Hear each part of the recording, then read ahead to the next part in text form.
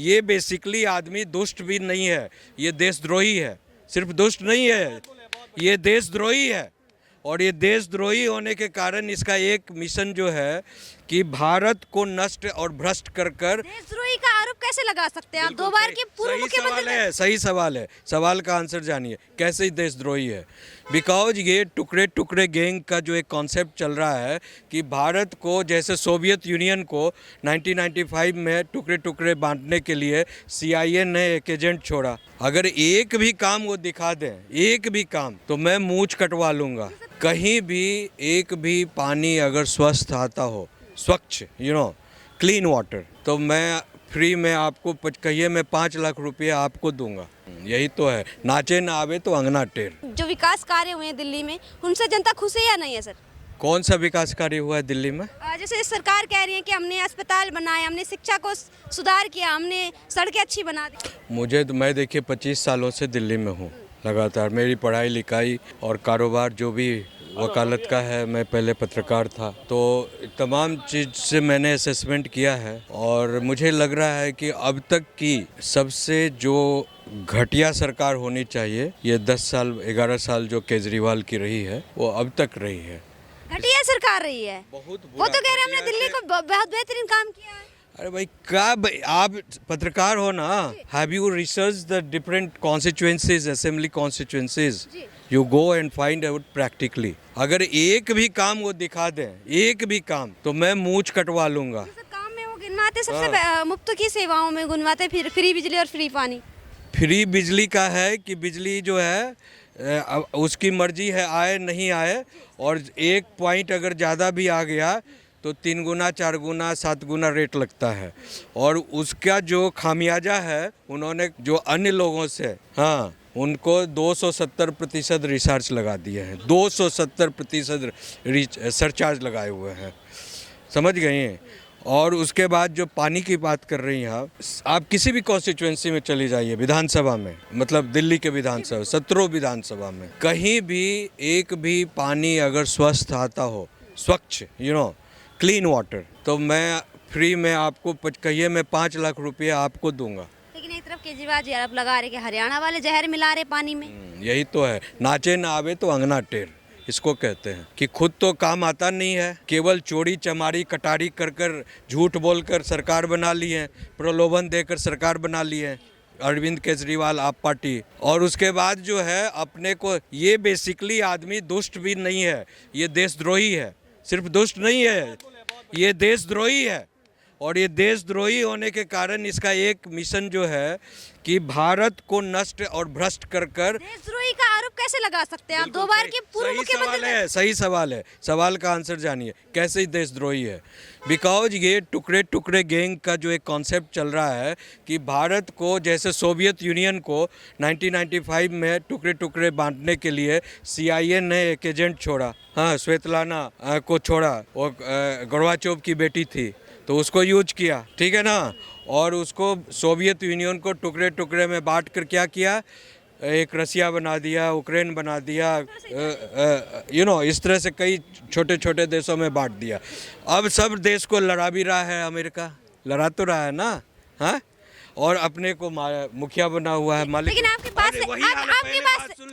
पास से बाकी लोग कितना सहमत रखते हैं? पहले पूछते हैं। इंडिया को उसी तरह क्या चाह रहा है कि इंडिया को पहले तो पाकिस्तान को बंटवारा के नाम पर ये नेहरू खानदान ने बांटा, 2 टुकड़े किया। अब ये सोच रहे हैं कि भारत की इतनी बड़ी विशाल संख्या अर्थव्यवस्था है, तो उसको कैसे छोटे छोटे टुकड़े में बांटा जाए, पाकिस्तान की तरह, समझे ना, जैसे खालिस्तान बना आपने दो। जो देशद्रोही कहा है केजरीवाल को, उससे और लोग कितना सहमत रखते हैं? सवाल पूछते हैं। मैं इसको बोल देता हूँ। आते खालिस्तान का जो कॉन्सेप्ट है, खालिस्तान का जो कॉन्सेप्ट है क्या है।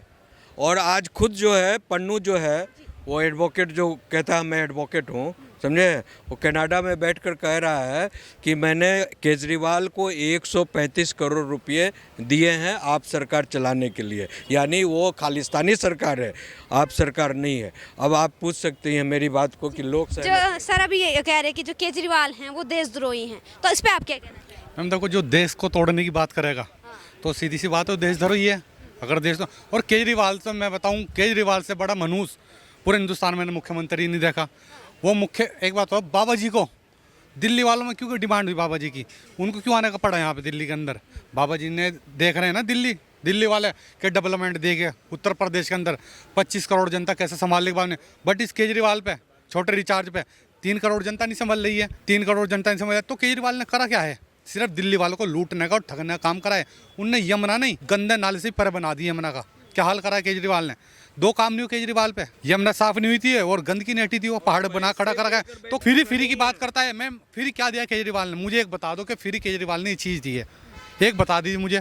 डीटीसी बस में देख लो, उसमें घोटाला कर दिया उसने। तो बिजली तो हमेशा गिनवाते हैं केजरीवाल। मैम आप यूनिट देखिए, 25 करोड़ यूपी की यूनिट देखिए, आप बाबा ने संभाल रखी जनता, वहाँ का यूनिट देखिए। यहाँ पे वो फ्री पानी की बात करते हैं, गंदा पानी आ रहा है हर महल्ले गली में। नहीं सुबह पानी वाला सुबह पानी वाला आ जाता है, पानी ले लो ये आवाज आएगी गलियों में, आपने भी देखा होगा ये आवाज आएगी सुबह गली में। तो फिर क्या है? फ्री तो कुछ भी नहीं है, घोटाला, हर चीज में घोटाला करा केजरीवाल ने, ठीक है ना। और सबसे बड़ी बात है हिंदू मुस्लिम का कार्ड कहला ये केजरीवाल। 17 महीने की तनख्वाह इमाम साहब की रख ली, फिर हिंदू पंडितों के पास पहुंच गया 18,000 रुपये दूंगा। अगर अब हिंदू भाइयों के बीच में जा रहा है तो चंदन का टीका लगा के जा रहा है बहुत बड़ा, कि मैं बहुत बड़ा वो हूँ। पहले मुस्लिम विरोधी बना, अब हिंदू भाइयों के पास। तो समझ गए हैं लोग। तो करा क्या केजरीवाल ने? मुस्लिम से तो उसकी होली विदाई। और यहाँ पे जो चाहिए ना, डबल इंजन की सरकार चाहिए। अगर डेवलपमेंट कराना है तो भारतीय जनता पार्टी को दिल्ली प्रदेश के अंदर लाना होगा। कानून व्यवस्था दुरुस्त करनी है तो भारतीय जनता पार्टी को लाना होगा। केजरीवाल जी आरोप लगाते हैं कि दिल्ली में बीजेपी से, केंद्र सरकार से कानून व्यवस्था नहीं संभाली जा रही है। अच्छा, मुकदमे तुम लगवाओगे? कोरोना काल में क्या हाल था केजरीवाल का? मोदी जी ने हिंदुस्तान संभाल रखा, दूसरे देशों को मदद पहुंचा रहे, खाने की किट बांट रहे, मगर केजरीवाल के में था 56 करोड़ रुपए का शीश महल बनवाने में व्यस्त था केजरीवाल। मुसलमानों के ऊपर, मैं एक मुस्लिम हूँ, मरकज में ताला किन्ने डलवाया केजरीवाल ने। मौलाना साहब पे मुकदमा कराया किन्ने? केजरीवाल ने। मुसलमानों को इतनी बुरी तरह से देखा जा रहा था कि कोरोना बम, इस केजरीवाल ने मुसलमानों पर लाठियाँ पिटवाई। इनने कहा इसका एक अमतुल्ला खान है वो चोर। हाँ जो भी, मैं तो आफतुल्ला कहूँगा, उस आफत ही है वो, उनके वास्ते आफतुल्ला खान है वो। उसे वक्त बोर्ड का चेयरमैन बना रखा था, वो कब्रिस्तान की ज़मीन खा गया, ईदगाह की ज़मीन खा गया, मुसलमानों पर लाठियाँ बजवा दी। मुसलमानों को इन्होंने क्या करा आज तक के? उनसे पेंचरों की दुकाना, सब्जी की रेडें खिंचवाई, जिंदाबाद के नारे लगवाए, पोस्टर चिपकाए। मुसलमानों की और तरक्की करी नहीं मैडम। पहले 52 साल से कांग्रेस ने भी राज करा, मुसलमान को संविदा कर्मी पे भी नहीं रखा गया। तो कोई जब से मोदी जी, भारतीय जनता पार्टी आई, डबल इंजन की सरकार है, आज मुस्लिम बेटे जज बननी है। मेरे जिले में जाकर देख, सहारनपुर में, वहाँ पे नहीं, कहीं बहनें जज बनी है। तो ये किसकी देन है? माननीय नरेंद्र मोदी जी की देन है। और आप विकास की बात करते हो, हमारी माननीय नरेंद्र मोदी ने, डबल इंजन की सरकार ने जमीनी स्तर पर काम करती है। मगर केजरीवाल का काम फाइलों में सिमट के रहेगा दिल्ली के अंदर। आप मुझे रोड दिखा दी दिल्ली के, और आप उत्तर प्रदेश में जाइए, केजरीवाल अपनी शक्ल देख लेगा, चश्मा ढूंढ लेगा अपना। वो जी वो चश्मा लगाता है ना, 1-1 का दिखेगा उसे पड़ा हुआ। ऐसी सड़कें दिल्ली की, उसकी सॉरी यूपी की, और दिल्ली की देखिए क्या है दिल्ली के अंदर में। अगर दिल्ली के अंदर बारिश आ जाती है ना, पूरी दिल्ली जमुना में तब्दील हो जाती है। सब जहां आप खड़े हो ना सीपी में, सबसे पहले एरिया यही डूबता है, टॉप 10 एरिया है ये। तो केजरीवाल ने किया क्या है मैडम? मुझे फ्री करता है वो। एक और आरोप लगाते हैं कि जो बीजेपी है वो दिल्ली सरकार को काम नहीं करने देती है, या एलजी उनके ऑर्डर को पास नहीं होने देता। तो उस पर क्या कहना चाहिए? मैम देखिए, सबसे बड़ी बात है कि चलिए यहाँ पे तो समझ लेते हैं कि एलजी आपको काम नहीं करने देते, ठीक है। आप किस मुद्दे पे आए थे? जन लोकपाल बिल के मुद्दे पे आए थे। तो पंजाब में क्यों नहीं जन लोकपाल बिल आपने पास कर दिया? वहाँ तो आपकी पूर्ण बहुमत की सरकार है। जैसे यहाँ पे वादा किया है कि 2100 रुपये देंगे, पंजाब में 2-2.5 साल हो गए सरकार बनते हुए। 1000 का जो वादा था कि 1000 महिलाओं को देंगे और 3000 बेरोजगारों को देंगे, दिया क्या उन्होंने? नहीं दिया।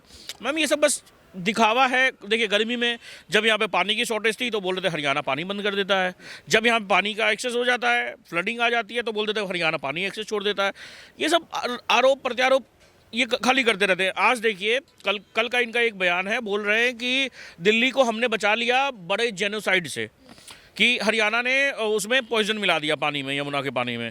तो ये बताइए कि इन्होंने डिटेक्ट कर लिया, इनके इंजीनियर ने। तो ये बताइए सबसे पहली बात कि किस इंजीनियर ने डिटेक्ट किया, कैसे डिटेक्ट किया, कौन सा मेजर लिया, उसके बाद में कैसे उसको रोका गया, पानी को कैसे रोका गया। वो कह रहे कि हमने पानी बंद करवा दिया। तो आपने डैम बनाया, क्या किया, पानी को रोका कैसे, कितना खर्च हुआ, क्या मेजर्स लिया आपने, उसके बाद में जो पानी अगर रोक दिया तो फिर दिल्ली वाले अब क्या पानी पी रहे हैं? बहुत सारा चीज़ है ना मैम।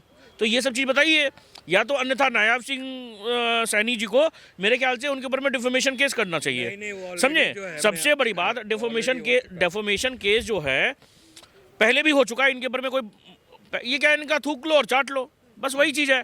ये अरुण जेटली से माफ़ी मांग चुके हैं, नितिन गडकरी से माफ़ी मांग चुके हैं, किन किन किन से माफ़ी नहीं मांगे हैं ये? 2-3 लोगों से माफ़ी मांग, एक बार और मांग लेंगे हरियाणा वाले लोग से और दिल्ली के लोग से और साइनी जी से मांग लेंगे। इनके बस का कुछ नहीं है मैम, इनके बस का कुछ नहीं है। अगर इनके बस का कुछ होता तो अभी देखिए, या देखिए, एक मुख्यमंत्री कब बोलता है कि मैं नाकारा हूँ? या तो उनको लगता है कि मैं दोबारा आने वाला ही नहीं हूँ, या तो भाई क्या बोलते हैं, मेरे से एकदम घोर अपराध हो गया है, दिल्ली की जनता मेरे पे दया खा के एक बार मेरे को फिर से ये कर ले।